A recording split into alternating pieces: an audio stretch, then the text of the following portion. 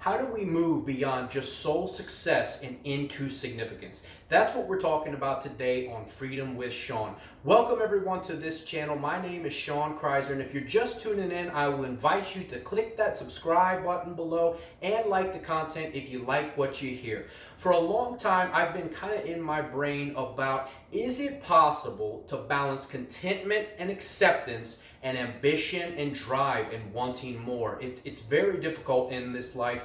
And so I've come up with a list of my top 5 ways in order to balance both of those. You know, in this world, we're often taught, in my society, in the United States anyway, that you need more, that you need to constantly be setting goals and more. We need to change the world. We need to get the best education, the best grades, then buy the biggest house, the best car, take the best vacations, you know, marry the most important person that's beautiful and wealthy and this and that, and just find more love, more happiness, more everything.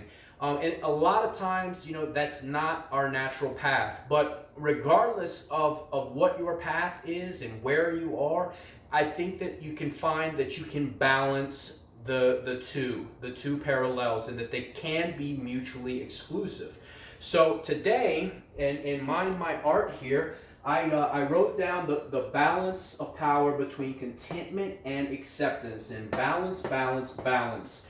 The 3 words that I have no idea what they mean. You know, as a recovering alcoholic and addict, balance and moderation is not standardly in my vocabulary. Instead, I am a person that is very driven, that is all about high ambitions, achieving more, doing more, and, you know, giving into my pleasures, my desires. And a lot of times that can come at a cost. So what I'm saying to you, for those entrepreneurs out there, to those type A personalities who are immensely driven, is what cost is success bringing you?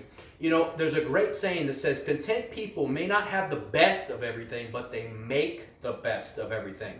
So I want to talk about the ways in which we can balance these 2 principles of being content, of having acceptance, and yet still striving for more and making goals. The Serenity Prayer is a great example, and whether or not you are religious or spiritual doesn't matter. The person who wrote it, actually, from my understanding, was not all of that, you know, religious, even though it has religious connotations to it. But it says, grant me the serenity to accept the things I can't change. So that says, I'm powerless over some things. So I need to have some contentment and acceptance over some things in my life. Then it says, the courage to change the things I can, and the wisdom to know the difference. And for me, the wisdom to know the difference is very challenging, because at times I, again, will just push as the universe, God, higher power, whatever you want to say, pushes back and says, no, Sean, you can't necessarily change this aspect of life. So learn some contentment and acceptance. So the first thing for me is gratitude. And this is something that you can muster even in the deepest, darkest depths of your life. And you know, there's a saying that I have, so make a list of the ups and downs.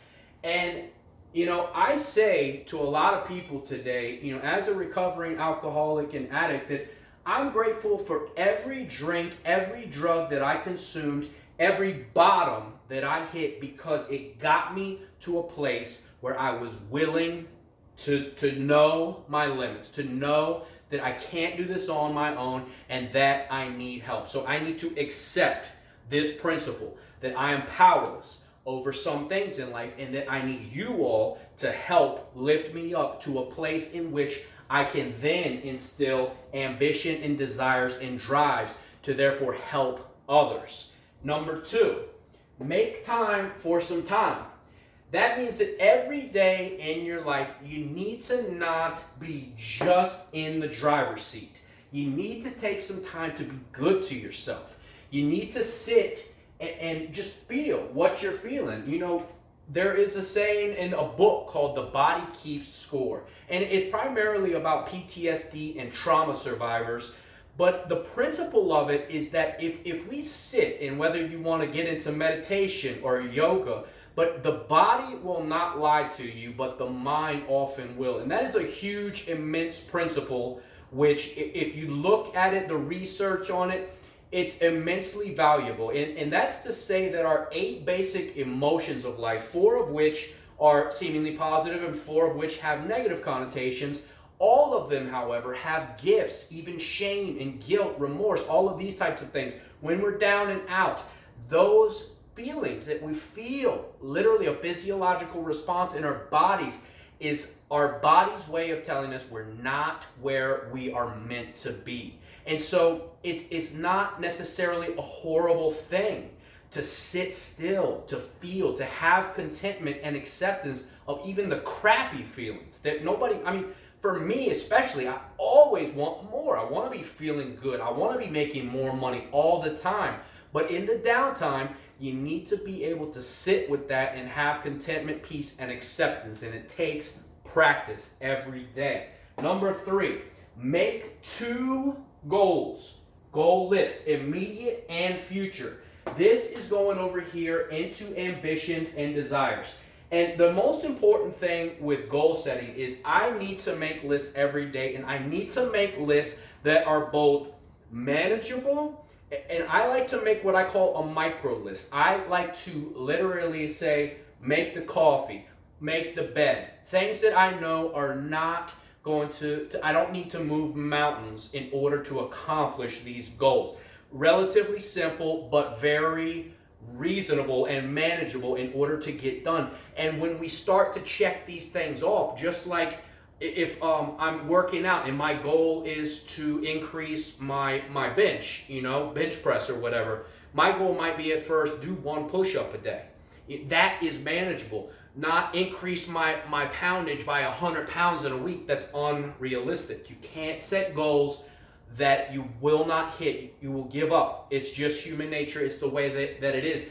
But you also need to realize that so many of us sell ourselves short in what our capabilities are. And so you need to think bigger. You need to 10x that thought process, like my boy Grant Cardone says, and just dream big.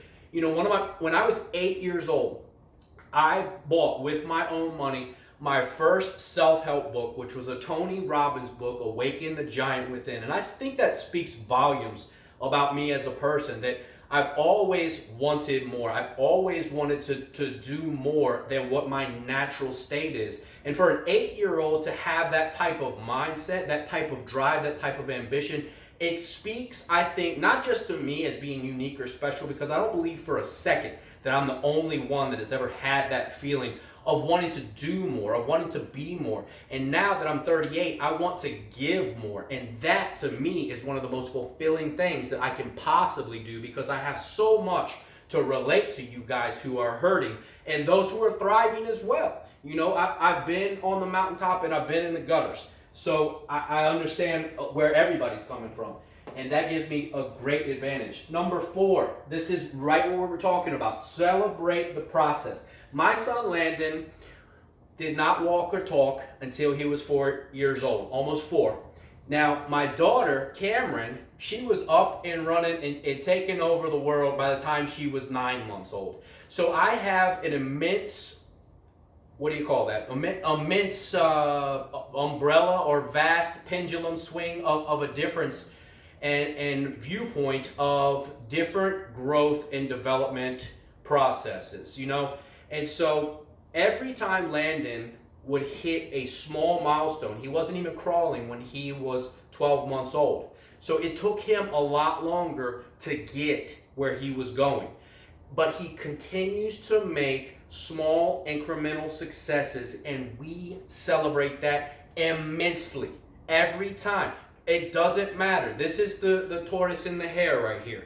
Now, people take off at all different speeds, and you cannot shame yourself. You can't guilt yourself if your goal is to make $100,000 a week and it takes you 5 years to get there. Now, you need to recognize some things and flip the script and change up your process, your path, if you're either regressing or not getting those small incremental steps as you think. But you need to therefore implement and use mentors. You need to use and model people who have success in that very thing, and then model those behaviors. But you need to help yourself by, giving yourself a little pat on the back. And that's different than arrogance. That's different than building up your ego. That is gratitude. That is humility for being able to have the gift of making change in your life, in the life of others, and in the world. Number 5, remember, in the end, there is nothing, and I mean nothing, that you have to do. You don't have to pay the bills. The lights are going off, though. You don't have to pay the mortgage, but the bank's coming and kicking you out on the street. If you're an alcoholic and you drink every day, you don't have to stop. You're probably going to die, go to jail, or get locked up in an institution, but you do what you need to do, And in my experience, it's that I don't have to do, I get to do. And that is an entirely different perspective and mindset. And when you can shift that mindset with some positive perspective, I guarantee you that you will get more out of your life than you ever dreamed possible.